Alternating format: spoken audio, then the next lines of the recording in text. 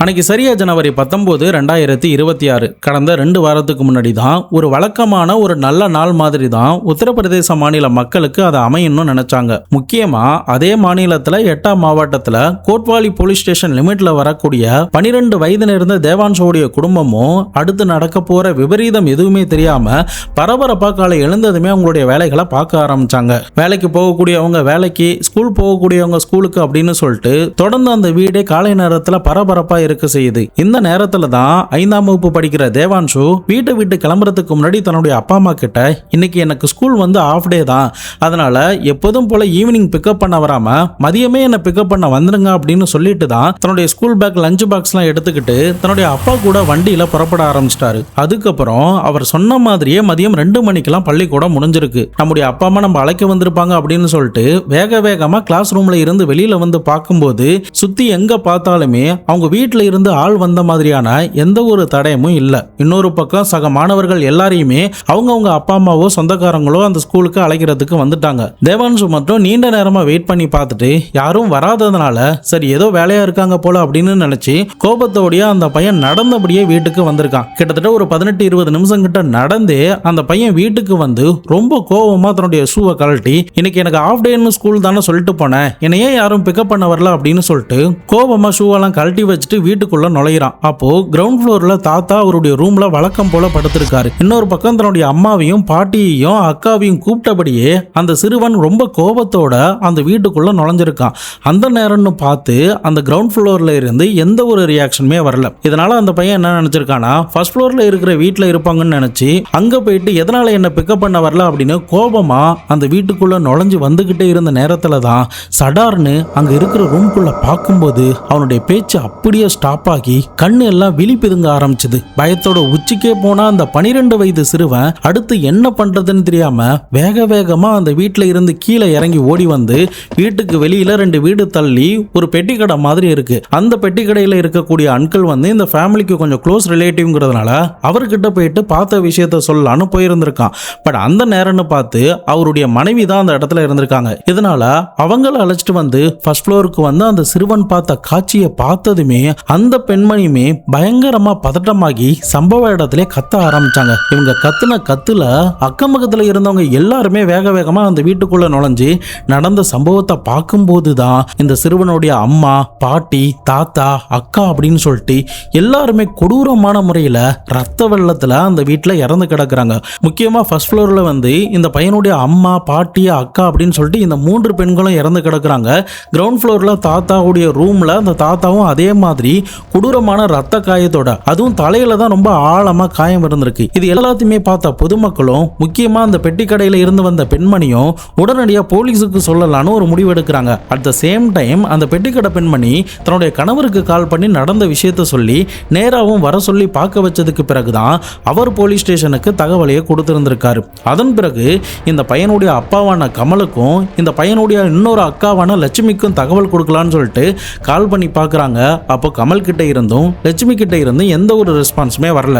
இதனால நீங்க போலீஸ் வர வரைக்கும் நீங்க இங்கே இருங்க, நான் கமலை போய் கையோட கூப்பிட்டு வந்துடுறேன் அப்படின்னு சொல்லிட்டு அந்த பெட்டி கடை ஓனர் அங்கிள் வந்து தன்னுடைய பைக் எடுத்துக்கிட்டு கமலுடைய கடை இருக்கக்கூடிய ஏரியாவுக்கு போயிட்டு பார்த்துருக்காரு. அப்போ அவருடைய மூத்த மகளான, அதாவது இந்த பையனுடைய அக்காவான லட்சுமி மட்டும்தான் அந்த கடையில உட்காந்துருக்காங்க. அப்பா எங்கன்னு சொல்லி கேட்கும்போது, அப்பா சாப்பிட்றதுக்காக வீட்டுக்கு போனாரு, முன்னாடியே கிளம்பிட்டாரு, ஒருவேளை இங்க வரலனா மார்க்கெட்டுக்கு தான் போயிருப்பாரு, நீங்க வேணா அங்க போய் பாருங்க அப்படின்னு சொல்றாங்க. பட் அதுக்கப்புறம் அந்த அங்கிள் வீட்டுல நடந்த விஷயத்த சொல்லும் போது லட்சுமிக்கு மூச்சு பேச்சே இல்லாம சம்பவ இடத்துல உறைஞ்சு போயிருந்திருக்காங்க. உடனடியா அந்த அங்கிள் பைக்லயே ஏறி வேக வேகமா தன்னுடைய அப்பாவுக்கு கால் பண்ணி பாக்குறாங்க. தன்னுடைய அப்பா வழக்கமா செல்லக்கூடிய மார்க்கெட்ல எல்லாம் போய் தேடி பாக்குறாங்க. பட் எங்க தேடியுமே இந்த பெட்டிக்கடை அங்கிளாலையும் இந்த லட்சுமியாலையும் கண்டே பிடிக்க முடியல. உடனடியா தன்னுடைய மனைவிக்கு கால் பண்ணி, கமல் ஒருவேளை அந்த வீட்டுக்குள்ள எங்கேயாவது இறந்து கிடக்குறாரான்னு பாருங்க அப்படின்னு ஒரு இன்ஃபர்மேஷன் கொடுக்கப்படுது. அதன் அடிப்படையில் அந்த வீட்டுல இருந்தவங்க ஒரு பக்கம் தேடி பாக்குறாங்க, இன்னொரு பக்கம் லட்சுமியும் அந்த பெட்டி கடைக்காரரும் இந்த கமலை தேடி போகும்போது ஃபைனலி ஒரு இடத்துல ஒரு ஜாமான் வாங்கிட்டு இருக்கிறத கண்டுபிடிச்சிடுறாங்க. அதுக்கப்புறம் கமல் கிட்டையும் நடந்த விஷயங்கள் சொல்லி வேக வேகமா அவரையுமே வீட்டுக்கு அழைச்சிட்டு போறதுக்குள்ளேயே போலீஸ் சம்பவ இடத்துக்கு வந்திருக்காங்க. அதே சமயம் அந்த வீட்டுல ஃபர்ஸ்ட் ஃப்ளோர்ல இந்த தேவான்ஷோடைய பாட்டியான, அதாவது கமலுடைய அம்மா உயிருக்கு போராடின நிலையில எஞ்சி இருக்கிற அந்த கொஞ்சம் உயிரை விட்டுடக்கூடாதுன்னு ஒரு பயங்கர போராட்டத்தை அவங்க நடத்திக்கிட்டு இருக்காங்க. உடனடியா அவங்கள மீட்டு பக்கத்துல இருக்கிற ஹாஸ்பிட்டலுக்கு அனுப்பி வைக்கிறாங்க போலீஸ். அதுக்கப்புறம் forensic team, doctor talk squad எல்லாருமே வர வச்சு அந்த வீட்டில் இருந்து ஏதாவது தடயம் கிடைக்குமா அப்படின்னு சொல்லிட்டு செக் பண்ணி பார்க்கும்போது தான் எந்த ஒரு தடயமுமே போலீஸுக்கு கிடைக்காமலே போகுது.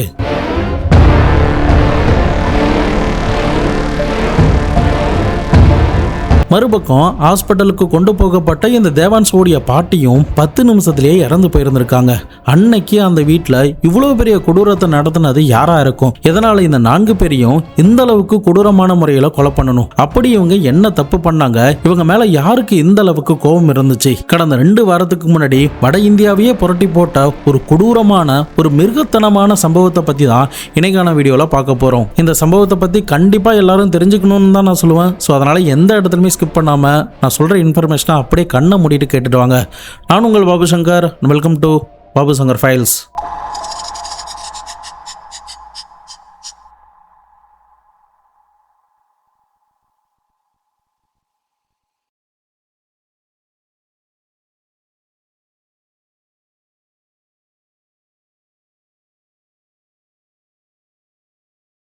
நம்ம சேனலில் வர வீடியோஸ்லாம் உங்களுக்கு பிடிச்சிருந்ததுன்னா மறக்காமல் லைக் பண்ணி ஒவ்வொரு கேஸ் பற்றி உங்களுடைய ஒப்பீனியனை கமெண்ட் பாக்ஸில் சொல்லிட்டு போங்க.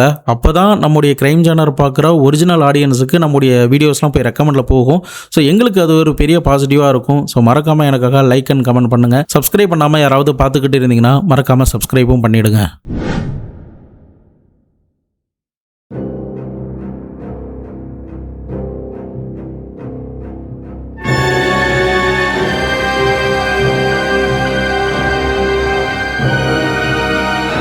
இப்போ ஒரே குடும்பத்தில் 4 பேர் இறந்து போயிட்டாங்க அப்படின்ற செய்தி உத்தரப்பிரதேச மாநிலம் முழுக்க ரொம்ப வேகமாக பரவ ஆரம்பிச்சது. அந்த மாவட்டத்தோடைய எஸ்பி, எஸ்எஸ்பி, இதை தவிர டிஐஜி, ஏடிஜிபி அப்படின்னு சொல்லிட்டு பெரிய பெரிய ஆஃபீஸர்லாம் சம்பவ இடத்துக்கு வந்து இவங்களுடைய கொலை வழக்கை விசாரணை பண்ணுவதற்காக 5 ஸ்பெஷல் டீமை ஃபார்ம் பண்ணியிருந்திருக்காங்க. மேற்கொண்டு போலீஸ் ஆஃபீஸர் அந்த வீட்டை கம்ப்ளீட்டாக சோதனை பண்ணி பார்க்கும்போது கிரவுண்ட் ஃப்ளோரில் இறந்து கிடந்த அந்த தாத்தாவுடைய கட்டில்கிட்ட 3 டீ கிளாஸ் வந்து ரீசெண்டாக குடிச்சு அந்த இடத்துல வச்ச மாதிரி தெரிஞ்சிருக்கு. அதே சமயம் அந்த வீட்டுடைய கிச்சன்ல போய் பார்க்கும்போது பாத்திரத்துல சில காய்கறிகள் எல்லாமே தண்ணியில மிதந்துகிட்டு இருக்கு. ஸோ இதெல்லாம் வச்சு பார்க்கும்போது மதிய உணவு தயார் பண்ணுவதற்கு இந்த குடும்பம் தயாராகிக்கிட்டு இருந்துச்சு.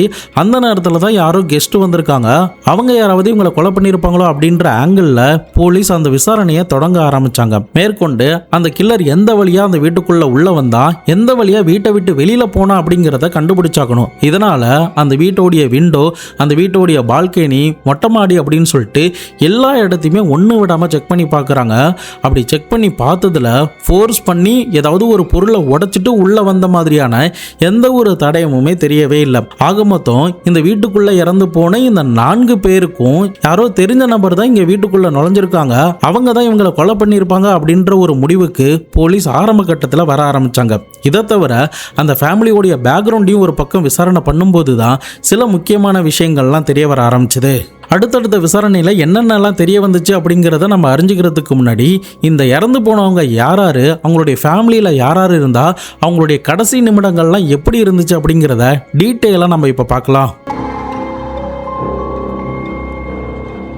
75 வயது இருந்த கங்கா சிங், இவருடைய மனைவி பெயர் ஷாமா தேவி, இவங்களுக்கு 68 வயது. இந்த வயதான தம்பதியினருக்கு மொத்தம் 2 பிள்ளைகள். முதலாவதா கமல், இரண்டாவதா நீல்மாதேவி. இந்த நீல்மாதேவிக்கு திருமணமாகி வேற ஒரு ஊர்ல வாழ்ந்துகிட்டு இருக்காங்க. இன்னொரு பக்கம் இந்த கமலுக்கு திருமணமாகி மொத்தம் 3 பிள்ளைகள் இருக்காங்க. இந்த கமலுக்கு 45 வயதாகுது. இந்த கமலுடைய மனைவியான ரத்னாதேவிக்கு 42 வயதாகுது. இவங்களுடைய மூத்த மகள் தான் கடையில இருந்து ஒரு ஆள் அழைச்சிட்டு வந்தாங்கல்ல, அவங்களுக்கு 23 வயதாகுது. இந்த லட்சுமிக்கு அடுத்தபடியா ஜோதி அப்படின்ற ஒரு தங்கச்சி இருக்காங்க. இவங்களுக்கு அடுத்தபடியா தான் தேவான்ஷு அப்படின்ற அந்த 5ஆம் வகுப்பு படிக்கக்கூடிய அந்த சின்ன பையன். இந்த பையன் தானே அந்த கிரைம் சீனை வந்து ஃபர்ஸ்ட் பார்த்தது. இந்த பையனை பத்தி சொல்லணும்னா இந்த கமலுக்கும் ரத்னாதேவிக்கும் 2 மகள்கள் தான் இருக்காங்க அப்படிங்கிறதுனாலையும் மேற்கொண்டு மகன் இருந்தா நல்லா இருக்கும் அப்படின்னு கமலுடைய அப்பா அம்மாவும் சரி, கமலும் சரி, கமலுடைய மனைவியும் சரி நினைச்சிருக்காங்க. அதன் அடிப்படையில் கமல் எங்கேயுமே போகாம தன்னுடைய தங்கச்சியான நீல்மாதேவியை நாடி இருந்திருக்காரு. அந்த நேரத்தில் நீல்மாதேவிக்கு ஒரு மகன் பிறந்திருக்காங்க. அடுத்ததான் மகன் பிறந்த இருந்தா கண்டிப்பா நான் உனக்கு தரேன் அப்படின்னு சொல்லியிருந்திருக்காங்க. அதன் அடிப்படையில் கொஞ்சம் நாட்கள் கழித்து இந்த தேவான்ஷு பிறந்திருக்காங்க. பிறந்த உடனே தன்னுடைய அண்ணனுக்கு அந்த குழந்தைய தத்து கொடுத்துருக்காங்க. அவருமே தன்னுடைய சொந்த குழந்தை மாதிரி தான், யாரையுமே அடிக்காம ரொம்ப பாசமா அந்த 3 குழந்தைகளையுமே அந்த வீட்டில் வளர்த்துக்கிட்டு வராரு. அவங்க என்ன கேட்டாலும் எது கேட்டாலும் செஞ்சு கொடுப்பாரு. மேற்கொண்டு இந்த கமலை பத்தி சொல்லணும்னா ஒரு கெமிஸ்ட், அது மட்டும் இல்லாம மெடிசன் செல்லராகவும் வேலை பார்க்கிறாரு. கமலுடைய அப்பாவான கங்கா சிங் டாக்டரா இருந்து ரிட்டையர்மெண்ட் ஆகி அவங்களுடைய வீட்டில் இருந்து கொஞ்சம் தூரம் தள்ளி லட்சுமி கிளினிக் அப்படின்ற ஒரு கிளினிக்கையும் மெடிக்கல் கடையும் வச்சு நடத்திக்கிட்டு வராங்க. மற்றபடி இந்த 2 பேருடைய வருமானத்தை தவிர அந்த வீட்டுக்கு எந்தவித வருமானமும் கிடையாது. இந்த வருமானத்திலேயே 15 வருஷத்துக்கு முன்னாடி சொந்தமா வீடு கட்டி டபுள் ஸ்டோரி, அதாவது கிரவுண்ட் ஃப்ளோர் மற்றும் ஃபர்ஸ்ட் ஃப்ளோர் இருக்கிற மாதிரி வீடு கட்டி அந்த ஊர்ல குடிபெயர்ந்திருக்காங்க. கிரவுண்ட் ஃப்ளோர்ல இந்த கமலுடைய அப்பாவான கங்கா சிங், அம்மாவான ஷாமா தேவி அப்படின்னு இவங்க 2 பேரும் தங்கியிருக்காங்க. ஃபர்ஸ்ட் ஃப்ளோர்ல இந்த கமல், கமலுடைய மனைவி, கமலுடைய 2 மகள்கள் மற்றும் இந்த தேவான்ஷு அப்படின்னு இந்த 5 பேரும் ஒன்னா தங்கியிருக்காங்க. பட் சாப்பாடை பொறுத்த வரைக்கும் 2 ஃபேமிலியும் ஒன்னா தான் உட்காந்து டெய்லியும் சாப்பிடுவாங்களாம். அதே மாதிரி இந்த பேர குழந்தைகள் மேலேயும் இந்த தாத்தா பாட்டிக்கு பயங்கர பிரியம் இருந்ததாகவும் சொல்லப்படுது. இப்படி இவங்களுடைய வாழ்க்கையில எந்த பிரச்சனையுமே இல்லாம நல்லா ஸ்மூகமா போய்கிட்டு இருந்த நேரத்துல தான் இந்த கங்கா சிங்க்கு திடீர்னு உடல்நிலை சரியில்லாம போயிருந்திருக்கு. முக்கியமா 4 வருஷத்துக்கு முன்னாடி தான் உடல்நிலை சரியில்லாம போயிருந்திருக்கு. அப்போ என்னாச்சு ஏதாச்சுன்னு சொல்லி ஹாஸ்பிட்டல் அழைச்சிட்டு போயிட்டு செக் பண்ணி பார்க்கும்போது தான் டாக்டரா இருக்கிற இந்த கங்கா சிங்க்கு கேன்சர் நோய் வந்திருக்கு அப்படிங்கிறது தெரிய வந்துச்சு. இதனால நில குலைஞ்சு போன அந்த கமலால அடுத்து என்ன பண்றதுன்னு தெரியாம அந்த வீட்டோடைய ஃபுல் ரெஸ்பான்சிபிலிட்டியும் அவரே எடுத்துக்கொண்டு மாடு மாதிரி குதிரை மாதிரி அவர் வேக வேகமா உழைக்க ஆரம்பிச்சாரு. அப்பாவுடைய மெடிக்கல் ஸ்டோரியும் பார்த்துக்கிட்டு தன்னுடைய வேலையும் பார்த்துக்கிட்டு சைமன்டைனியஸா தன்னுடைய குடும்பத்தை சிங்கிள் ஆளா அவர் தாங்கிக்கிட்டு வந்தாரு. அதே சமயம் தனக்கு உதவியா இருக்கணும், மதிய நேரத்தில் ஒரு வேளை நம்ம எங்கேயாவது வெளில போனாலும் சரி, சாப்பிட்றதுக்கோ மார்க்கெட்டுக்கோ அப்படி இல்லைன்னா மெடிசன் செல் பண்றதுக்கோ எங்கேயாவது போனாலும் சரி, நமக்கு கடைக்கு ஒரு நம்பகத்தன்மையான ஒரு ஆள் வேணும் அப்படின்னு சொல்லிட்டு தன்னுடைய மூத்த மகளான லட்சுமியை மதியம் 12 மணிக்கு வர வச்சாருன்னா மதிய நேரத்தில் ஒரு 3 மணி வரைக்கும் இருக்க வச்சுட்டு அதுக்கப்புறம் அனுப்பி விட்டு இருந்திருக்காரு. இதுதான் இவங்களுடைய ரொட்டீனாகவும் இருந்திருக்கு. இந்த நேரத்தில் தான் அவங்களுடைய வாழ்க்கையில் வரக்கூடாத அந்த நாளான ஜனவரி 19, 2026 கிராஸ் ஆக ஆரம்பிச்சது.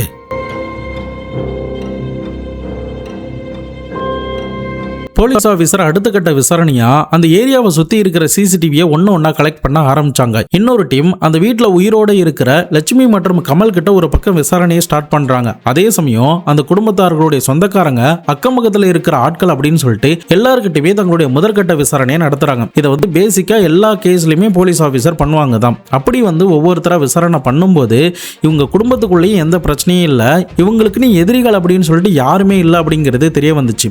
முக்கியமா இந்த கமல் சிங் கிட்ட விசாரணை பண்ணும்போது, சார் நான் ஒரு மதியம் ஒரு 12 மணிக்கெல்லாம் வீட்டுக்கு வந்தேன், எனக்கு பசிக்குதுன்னு சாப்பிட்டேன், அதுக்கப்புறம் நான் கொஞ்ச நேரம் ரெஸ்ட் எடுத்துட்டு கிளம்பிட்டேன் அப்படின்ற மாதிரி சொல்றாரு. அதாவது இவர் 12 மணிக்கு அந்த வீட்டுக்கு வந்ததாகவும் 1:55க்கு அந்த வீட்டை விட்டு கிளம்பினதாகவும் சொல்லி இருந்திருக்காரு. அதுக்கப்புறம் அந்த தேவான்ஷு என்ற அந்த சின்ன பையன் கிட்ட விசாரணை பண்ணதுல 2:17 இருந்து 2:20க்குள்ள, மதியம் 2:17 இருந்து 2:20க்குள்ள வீட்டுக்கு வந்ததாகவும் அந்த நேரத்துல தான் இப்படி ஒரு காட்சியை நான் பார்த்ததாகவும் சொல்லி இருந்திருக்கான். ஸோ இந்த டைம் டிஸ்டன்ஸை வச்சு பார்க்கும்போது கிட்டத்தட்ட ஒரு 20 இருந்து 25 நிமிஷத்துக்குள்ள தான் வருது. ஸோ இதனால இந்த டைமிங்குள்ள ஏதாவது இந்த வீட்டில் நடந்திருக்குமா அப்படின்னு சொல்லிட்டு அந்த பர்டிகுலர் டைமிங்ல ஏதாவது சிசிடிவி நமக்கு தென்படுதா அப்படின்னு சொல்லிட்டு ஒரு டீம் செக் பண்ண ஆரம்பிக்குது. இன்னொரு பக்கம் அந்த கடையில உட்கார்ந்து இருந்த லட்சுமி கிட்ட போலீஸ் விசாரிக்கிறாங்க. அவங்க கிட்ட விசாரிச்சதுல நான் 1 மணிக்கு என்னுடைய தங்கச்சியான ஜோதி கிட்ட நான் பேசினேன். அப்போ 1 மணி வாகல என்னுடைய அப்பா சாப்பிட்றதா சொன்னா, அதுக்கப்புறம் ரெஸ்ட் எடுக்கிறதா சொன்னா, அதன் பிறகு நாங்க பேசவே இல்லை அப்படின்னு சொல்லியிருந்திருக்காங்க. மேற்கொண்டு போலீஸ் ஆபீசரும் இந்த ஜோதியோடைய லாஸ்ட் சீனை பார்க்கும்போது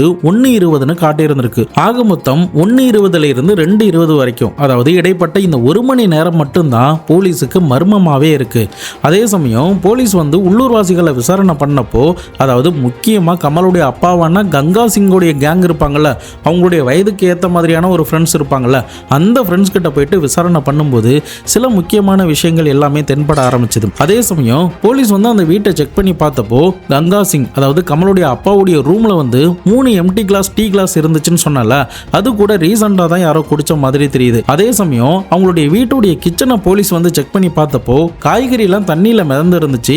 எந்த ஒரு லஞ்சும் செஞ்ச மாதிரியான தடயங்களே தெரியல. இதனால எல்லார விடையும் இந்த கமலை கொஞ்சம் எக்ஸ்ட்ராவே நோட்டமிட ஆரம்பிச்சாங்க. அப்படி நல்லா நோட் பண்ணதுல அவர் எந்தவித பதட்டமும் இல்லாம ரொம்ப போல்டா பதில் சொல்ற மாதிரி, அதாவது கேஷுவலா இல்லாம பர்ஃபெக்டா ஒரு ஆன்சர் அடிக்கிற மாதிரி மாதிரி சொல்லியிருந்திருக்காரு. அதே சமயம் அவருடைய சட்டையிலையும் அவருடைய ஷூ பேண்ட்லலாம் பார்த்தா புள்ளி புள்ளியாக ரெட் கலர் ஸ்பாட் வந்து அங்கங்கே தெரிஞ்சிருந்திருக்கு. இதை விட இன்னொரு ஒரு விஷயம் என்னன்னா, அவருடைய கையில் லேசாக கிழிச்ச மாதிரியான, அதாவது ரத்தம்லாம் வராமல் அந்த மேல் சதை, இந்த வெள்ளை சதை இருக்குல்ல, அந்த வெள்ளை சதை மட்டும் ஏதோ செவுத்துல போட்டு நம்ம இப்படி கீறிக்கிட்டா எந்த மாதிரி இருக்குமோ அந்த மாதிரியான கீறல்கள் அவருடைய விரல்களில் காணப்பட்டிருந்திருக்கு. ஸோ இதெல்லாம் வச்சு பார்க்கும்போது சம்திங் இந்த கமல் தான் ஏதோ ஒரு கேம் பிளே ஆடி இருக்காரோ அப்படின்ற ஒரு சந்தேகம் போலீஸுக்கு எழ ஆரம்பிச்சது. அதுக்கு இன்னொரு ஒரு முக்கிய காரணமா அந்த சிசிடிவியுமே அமைய ஆரம்பிச்சது. போலீஸ் வந்து சிசிடிவியை செக் பண்ணி பார்த்ததுல 1:50க்கு இந்த கமல் வீட்டை விட்டு வெளியே போறதும், 2:17 இருந்து 2:20 இந்த பையன் வீட்டுக்குள்ள வரதும் பதிவாகுது. இதை தவிர அந்த சிசிடிவில புதுசா ஒரு ஆள் நுழைஞ்ச மாதிரியான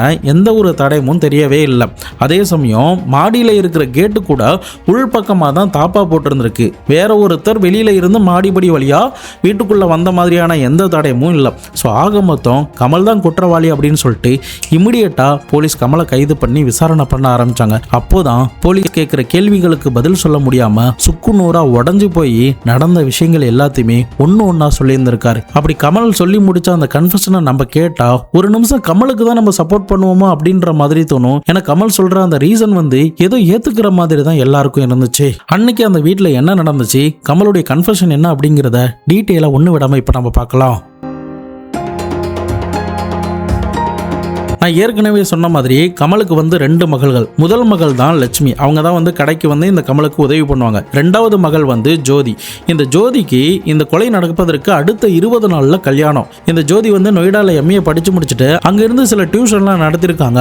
அதுக்கப்புறம் ஒரு பேங்க்ல போயிட்டு வேலை பார்க்குறாங்க. அங்க வந்து அனுராக் அப்படின்ற ஒரு பையனுடைய பழக்கம் இந்த பொண்ணுக்கு ஏற்பட ஆரம்பிச்சது. இதனால அங்க வேலை பார்த்து முடிச்ச கொஞ்ச நாட்கள்லயே ரிட்டர்ன் இந்த பொண்ணு வீட்டுக்கு வந்திருக்கா. அதுவும் சரியா அக்டோபர் மாதம் 2025. ஒரு 3 மாசத்துக்கு முன்னாடி தான் அந்த பொண்ணு வீட்டுக்கு வந்ததும் தன்னுடைய அப்பா அம்மா கிட்ட தான் இந்த மாதிரி ஒரு பையனை காதலிக்கிறேன், எனக்கு அந்த பையன் கூட கல்யாணம் பண்ணி வைங்க அப்படின்னு சொல்லியிருந்திருக்காங்க. அந்த பையனுடைய டீட்டெயிலை கேட்கும்போது இந்த அனுராக் சண்டிகரை சேர்ந்தவர், நல்ல வருமானத்தோட ஒரு நல்ல வேலையிலையும் தான் இருந்திருக்காரு. ஆரம்பத்தில் அந்த அப்பா அம்மா ஒத்துக்கலனாலும் தான் பாசமா வளர்த்த ஜோதி கேட்கிறாளே அப்படின்னு சொல்லிட்டு கமலும் கமலுடைய அப்பா அம்மா, கமலுடைய மனைவி, மகள் அப்படின்னு சொல்லிட்டு எல்லாருமே ஒத்துக்கிறாங்க. ஆனா கமலுக்கு இருக்கிற ஒரு நெருடல் என்னன்னா, மூத்த மகளான லட்சுமியை நம்ம வச்சுக்கிட்டு இளைய மகளான ஜோதியை நம்ம இப்ப கட்டி கொடுக்குறோமே, சொசைட்டில நம்மளை பத்தி என்ன பேசுவாங்க, லவ் மேரேஜ்னு தெரிஞ்சிருமே, அதனால லட்சுமிக்கும் அதே டேட்ல நம்ம கல்யாணம் பண்ணி வைக்க முடியுமா அப்படின்ற மாதிரி யோசிக்க ஆரம்பிச்சாரு. இன்னொரு பக்கம் அக்டோபர் 9ஆம் தேதி ஜோதிக்கும் இந்த அனுராக்குக்கும் நிச்சயம் நடந்து முடிச்சிருக்கு. நிச்சயம் நடக்கிற நேரத்துல அந்த மாப்பிள்ளை வீட்டு சைட்ல இருந்து எங்களுக்கு எந்தவித வரதட்சணையும் வேணாம், பொண்ணு கொடுத்தா மட்டும் போதும் அப்படின்ற மாதிரி சொல்லிடுறாங்க. ஸோ இதனால எந்த ரெஸ்பான்சிபிலிட்டியும் இல்லை. அப்பாவும் ஆல்ரெடி உடம்பு சரியில்லாம இருக்காரு, நம்ம இந்த கல்யாணத்தை சீக்கிரமா பண்ணி முடிச்சிடலாம். அட் த சேம் டைம் நம்முடைய மூத்த மகளான லட்சுமிக்கும் ஏதாவது வரன் தேடி ஒரே மேடையில கல்யாணத்தை முடிச்சிடலாம் அப்படின்னு பிளான் பண்றாரு. அப்படி லட்சுமிக்கு வரன் தேடினதுல எந்த ஒரு வரனும் கிடைக்காமலே போகுது. இதனால வேற வழி இல்லாம தன்னுடைய இளைய மகளான ஜோதியோடைய கல்யாணத்தை எதிர்நோக்கி அந்த கல்யாண வேலைகளை மும்முரமா வேகமா பார்த்துக்கிட்டே இருந்தாரு. இந்த நேரத்துல தான் அவருடைய தலையில ஒரு பெரிய இடிய அள்ளி போடுற மாதிரி இந்த மாப்பிள்ளை வீட்டுக்காரங்க 4 லட்சம் ரூபாய் பணம் கொடுங்க, 4 லட்சம் ரூபாய் பணம் கொடுத்தாதான் நாங்க கல்யாணமே பண்ணிப்போம் அப்படின்ற மாதிரி சொல்றாங்க. இன்னொரு பக்கம் மண்டபத்துக்கு உண்டான அட்வான்ஸ் எல்லாத்தையுமே அந்த மாப்பிள்ளை வீட்டு சைடில் இருந்து கொடுத்துட்டாங்க. ஆரம்பத்தில் என்னால் அவ்வளோலாம் முடியாது, 3 லட்சம் வேணா முடியும், நான் வந்து ஒரு ஃபைனான்ஸ் கம்பெனியில் டெபாசிட் பண்ணியிருக்கேன், அந்த பணத்தை வேணா எடுத்து தரேன் அப்படின்ற மாதிரி சொல்கிறாரு. ஆனாலுமே அந்த மாப்பிள்ளை வீட்டு சைடில் இருந்து அதெல்லாம் முடியாது, எங்களுக்கு 4 லட்ச ரூபா தான் வேணும், எங்களுக்கு கல்யாண செலவுக்கு தேவைப்படுது அப்படின்னு ரொம்ப ஸ்ட்ராங்காக ரொம்ப பிடிவாதமாக சொல்லிட்டாங்க. இதை மீறி கமலால் எதுவுமே பண்ண முடியல. மேற்கொண்டு மகளுடைய திருமணமும் நின்றுமோ அப்படின்ற ஒரு பயமும் இந்த கமலுக்கு ஏற்பட ஆரம்பிச்சிருச்சு. இந்த நிச்சயத்துக்கு முன்னாடியே இந்த டிமாண்டை வச்சிருந்தாங்கன்னா கமல் வந்து கண்டிப்பா ஒத்து இருந்திருக்க மாட்டாரு. இப்போதைக்கு என்கிட்ட காசு இல்லை, அதனால கல்யாணம் பண்ண முடியாதுன்னு சொல்லியிருப்பாங்க. பட் கமலை எப்படி ட்விஸ்ட் பண்ணா, எப்படி நம்ம பணம் வாங்கலாம் அப்படிங்கிறத இந்த மாப்பிள்ளை வீட்டு சைடு நல்லா தெரிஞ்சுக்கிட்டு தான் நிச்சயம்லாம் முடிச்சுட்டு கரெக்டாக இந்த கல்யாணம் நடக்க போகிறதுக்கு ஒரு 25 நாட்களுக்கு முன்னாடி இந்த மாதிரி பணம் வேணும்னு சொல்லிட்டு அவரை போட்டு ப்ரெஷர் பண்ண ஆரம்பிச்சிட்டாங்க. இந்த கமலாலுமே எதுவும் பண்ண முடியல. சிங்கிளாலாம் அந்த கடையை பார்த்துக்கிறாரு, அதே சமயம் அந்த மெடிசன் செல்லர் வேலையுமே பார்த்துக்கிறாரு. இதை தவிர அப்பாவுடைய கேன்சர் ட்ரீட்மெண்ட்டும் போயிட்டு இருக்கிறதுனால அதுக்குமே இவர் செலவு பண்ணிக்கிட்டு இருக்கிறதுனாலையும் ஃபைனான்சியலா ஒடுங்கி போய் என்ன பண்றதுன்னு தெரியாம ரொம்பவே மன உளைச்சலுக்கு உள்ளாக ஆரம்பிச்சாரு. இதன் காரணமா வேற வழி இல்லாம நேரடியாக தன்னுடைய மனைவி கிட்டையும் தன்னுடைய தங்கச்சி கிட்டையும் ஏதாவது பணம் அரேஞ்ச் பண்ணி தர முடியுமா அப்படின்ற மாதிரி கேட்குறாங்க. அந்த நேரத்தில் அவங்க தங்கச்சியால முடியல. பட் இன்னொரு பக்கம் அவங்களுடைய அம்மா வந்து, அதாவது கமலுடைய அம்மா வந்து 3 லட்சம் ரூபாய் பணம் வச்சிருக்காங்க. இந்த பணத்தை நீங்க கொடுங்க, நான் ஒரு ஃபைனான்ஸ் கம்பெனியில் டெபாசிட் பண்ணியிருக்கேன், அதுல இருந்து 1 லட்ச ரூபாய் எடுத்து 4 லட்ச ரூபாயை கொடுத்துட்டோன்னா இந்த கல்யாணம் முடிச்சிடலாம் அப்படின்ற மாதிரி சொல்றாங்க. ஆனா கமலுடைய கமலுடைய அம்மாவும் அந்த நேரத்தில் அந்த பணத்தை கொடுக்கவே இல்லை. இதை தவிர கமலுடைய அப்பாவும் சில பிரச்சனைகளை பண்ண ஆரம்பிச்சாரு. அவர்கிட்ட இருக்கிற 5 ஏக்கர் நிலத்தை கமலுக்கு எழுதி தர சொல்லி கேட்டிருந்திருக்காரு. மேற்கொண்டு அவருக்கு கல்யாண செலவு, நிறைய ரெஸ்பான்சிபிலிட்டிலாம் இருக்கு, உங்களுக்கும் ட்ரீட்மெண்ட்லாம் நான் தான் பார்த்துக்கிட்டு வரேன் அப்படின்ற மாதிரி சொல்றாரு. ஆனா அதுல அவருக்கு உடன்பாடு இல்லாததுனால நான் போலீஸ் கம்ப்ளைண்ட் கொடுக்க போறேன் அப்படின்னு கமலுடைய அப்பா கிளம்பிட்டாரு. பட் அந்த நேரத்திலையும் சமாதானப்படுத்திட்டு எப்படியோ இதை சமாளிச்சுக்கலாம் அப்படின்னு தான் இந்த கமல் இந்த கல்யாண வேலைகளுக்கு உண்டான பணத்தை ரெடி பண்ணுவதற்கு ரொம்ப தீவிரமாக ஈடுபட ஆரம்பிச்சார். இறுதியாக அந்த ஃபைனான்ஸ் கம்பெனியில் இருந்து 1 லட்ச ரூபா வாங்கினதுக்கு பிறகு அதை இந்த மாப்பிள்ளை வீட்டு சைடில் கொடுத்துருந்துருக்காரு. இன்னொரு பக்கம் கல்யாணத்துக்கு ஒரு 20 நாள் இருக்கு, சீக்கிரமாகவே பணத்தை ரெடி பண்ணலாம் அப்படின்னு சொல்லிட்டு ரொம்ப ப்ரெஷரோட அலைஞ்சு தெரிஞ்சுக்கிட்டு இருந்த அந்த நேரத்தில் தான் இந்த கமலை ட்ரிகர் பண்ணுற மாதிரியான ஒரு சில விஷயங்கள் அந்த ஜனவரி 19ஆம் தேதி நடக்க ஆரம்பிச்சது.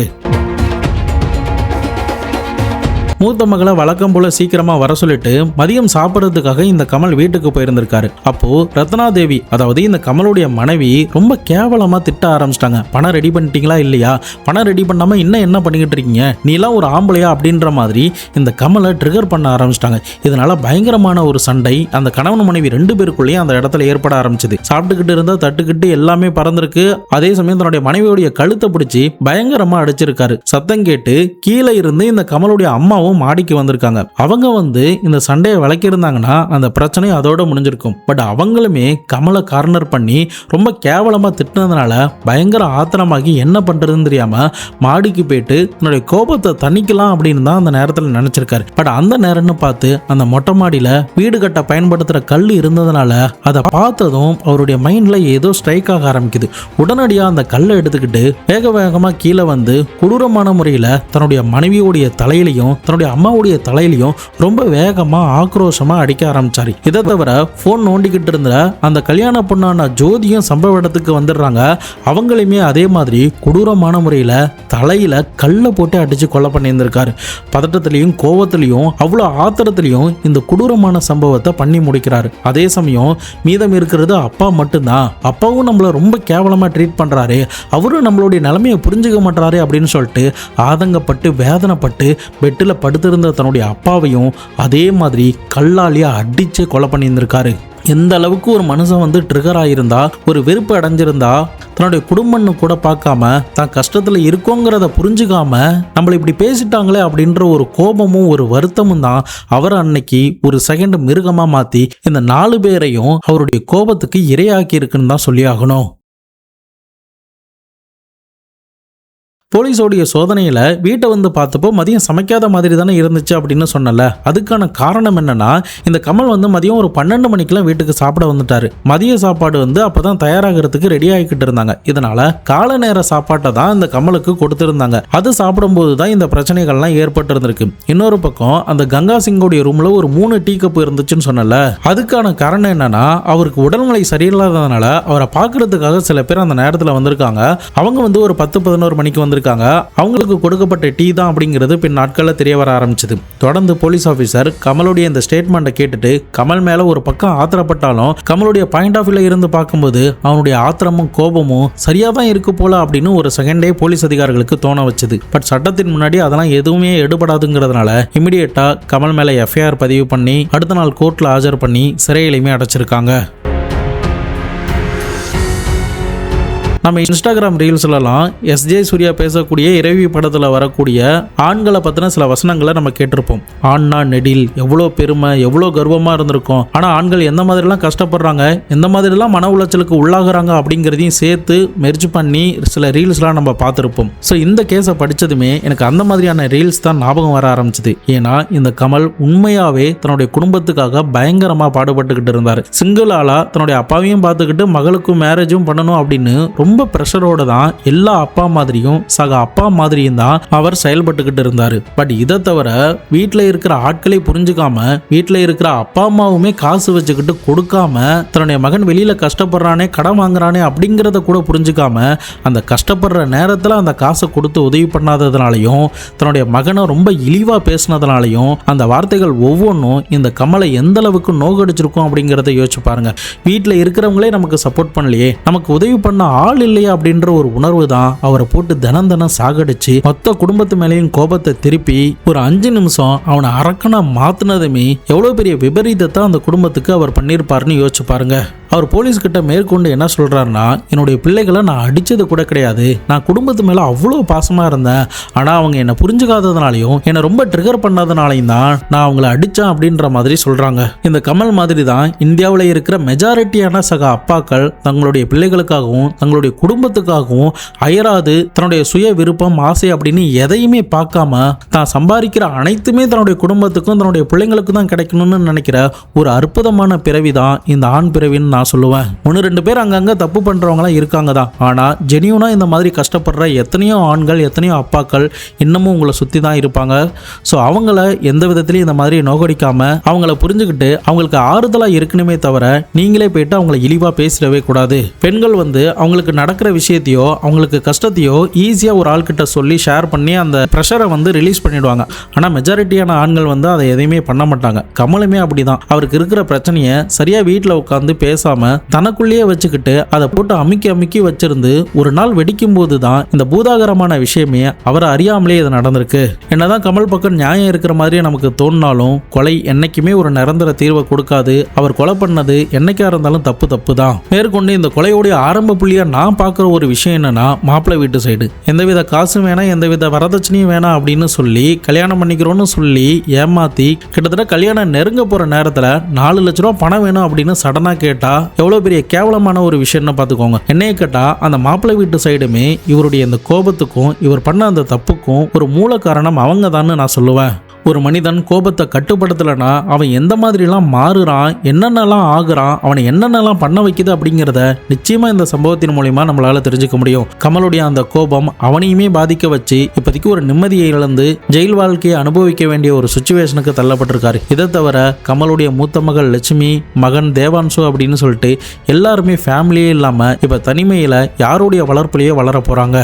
ஸோ அதனால கோபம் என்னைக்குமே ஒரு நிரந்தர சொல்யூஷனையோ ஒரு பர்மனண்டான சொல்யூஷனையோ கொடுக்கவே கொடுக்காது. உட்காந்து பேசினா மட்டும்தான் ஒவ்வொரு விஷயத்துக்கான பிரச்சனையை நம்மளால தீர்க்கவே முடியும். கோபத்தால சண்டை போடுறதோ வைலன்ஸாலேயோ எதையும் ஜெயிச்சிட முடியும் அப்படின்னு நீங்க நினைச்சீங்கன்னா உங்களை விட ஒரு முட்டாள்தனமான ஆள் யாருமே இல்லைன்னு தான் நான் சொல்லுவேன். நீங்க உலகத்துல இருக்கிற எந்த விஷயத்தை எடுத்து பார்த்தாலும் உட்காந்து பேசி இருக்கிறதுனால மட்டும்தான் தீர்வாக இருக்குமே தவிர வைலன்ஸாலையும் அடிதடியாலையும் எந்த விஷயமுமே தீர்வாக இருந்திருக்காது. அது நாடு பிரச்சனையா இருந்தாலும் சரி, வீடு பிரச்சனையா இருந்தாலும் சரி, சொத்து பிரச்சனையா இருந்தாலும் சரி, எதா இருந்தாலும் சரி, அது எல்லாத்துக்கும் நான் சொல்றது அடங்கும். நீங்க இந்த கமலுடைய கோபத்தை பத்தியும் ட்ரிகரை பத்தியும் இந்த குடும்பத்தார்களை பத்தியும் கமல் கொலை செய்ததை பத்தி நீங்க என்ன நினைக்கிறீங்க அப்படிங்கிறதையும் உங்களுடைய பாயிண்ட் ஆஃப் வியூல இருந்து உங்களுடைய ஒப்பீனியன் என்ன அப்படிங்கிறதையும் மறக்காம கமெண்ட் பாக்ஸ்ல சொல்லுங்க. எனக்கு இந்த கேஸை படிச்சதுமே ஒரு பக்கம் கமல் மேல கோபம் வந்தாலும் அவருடைய பாயிண்ட் ஆஃப் வியூல இருந்து பார்க்கும்போது ஏதோ ரொம்ப கஷ்டப்பட்டிருக்கான் போல மனுஷன் அப்படின்னு தான் எனக்கு தோணுச்சு. அதனால கமல் நான் கொலை பண்ணதை சரின்னு சொல்லவில்லை, கோபத்தை தவிர்த்திருக்கலாம் அப்படின்னு தான் நான் சொல்ல வரேன். உங்களுடைய ஒப்பீனியனை மறக்காம கமெண்ட் பாக்ஸில் சொல்லிட்டு போங்க. நிச்சயம் இந்த வீடியோ நாளை பின்ன கமல் மாதிரி ஒரு ஆள் உருவாகாம உங்களுடைய குடும்பத்திலையும் இருக்கணும் அப்படிங்கிறதுக்கான ஒரு சின்ன விழிப்புணர்வை இது கொடுத்துருக்கும் அப்படிங்கிறத நான் நம்புறேன். நாளை மறுநாள் வேற ஒரு கிரைம் கேஸோட வேற ஒரு வீடியோவில் உங்களை பார்க்குறேன். அது வரைக்கும் உங்களிடமிருந்து விடைபெறுவது உங்கள் பாபு சங்கர்.